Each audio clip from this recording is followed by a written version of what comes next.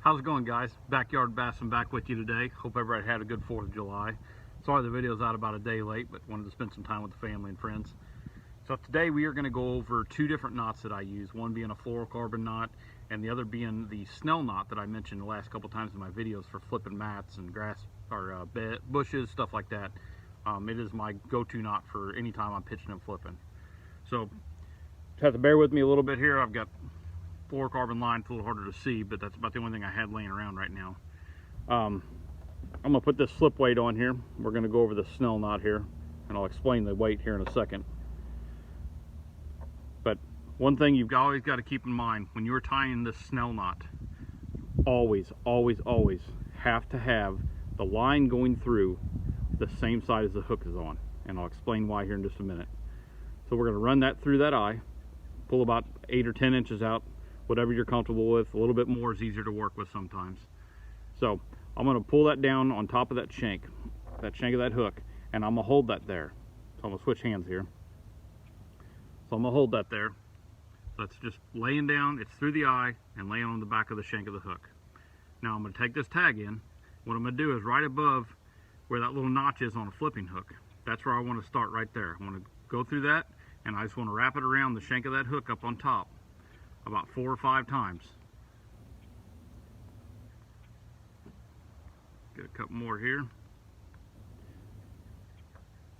And then I'm going to end up on the same side that my loop is on, that I created with that line over to the back of the shank of the hook there. And I'm going to take that tag in, and I'm going to run it right through there. Pull it through. Now I'm going to take your main line right here and just kind of pull that a little bit snug up to the shank to where that little loop's gone. And don't tighten it yet. Make sure you wet this line down. Do not pull that line tight until you wet it down good. And that's any knot you're tying. So get it good and wet, and just take that thing and pull it. That's all there is to that. That is one of the easiest knots to tie, and it's extremely strong. So you're going to cut that tag end off the back here. Okay. I don't know if you guys will be able to see this or not. Like I said, I don't have a real good camera here, but see if you can see that wrapped around there. It's probably not going to focus on there. Let's see here. Yeah. But anyway, it's, what it is, it's just wrapped around this part here about 4 or 5 times. So now back to the weight. This is the reason I put this on here, and the reason I put that line through that hook that way is when you are flipping grasses, bushes, mats, anything like that, this weight, when you go through the line, make the line go through that way, when you pull that weight down or set the hook, it always puts that hook straight up. That's what you want. That's going to go right in the roof of their mouth 99% of the time. Now if you did it the other way, what's going to happen is this hook is going to flip backwards like this. So when that fish comes up and grabs that, it's facing down, and it can't go up instead of good hook in the roof of their mouth where it's a good strong meat. So it's always going to go down, and you don't want that. So that's why we go through that way. Now, the second knot we're going to do, I don't know the name of it. I've looked for it a couple times, and I cannot find a name on this thing. I have tied this for many years, and it's probably it's my absolute favorite fluorocarbon knot there is. So I will show you the simple way of doing this. I will tell you that I usually double my line over. What I'm going to do is just pull out about 8 or 10 inches, double it over, hold it together, and then feed it through. But being for the video, we're going to do just a single line here just to show you. So it does not matter which way you go through on this hook. So we're going to feed that through there, pull the tag in out. You know, like I said, give you enough room to work with, just like that. Now, what I do is I hold my middle finger between those, right on top of the eye, and I'll take this and I'll twist this. Just twist your tag in around the main line 6 or 7 times is plenty. Like I said, this is a very simple knot.